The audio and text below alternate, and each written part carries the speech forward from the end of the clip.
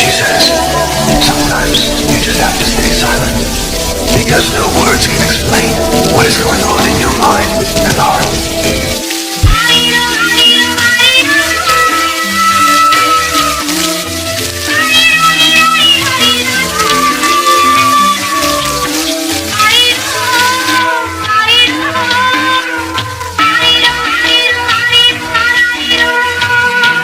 மலர்களை அள்ளி தரும் கைகள் மீது வாசம் சேரும் முள்ளையே கண்டே அந்த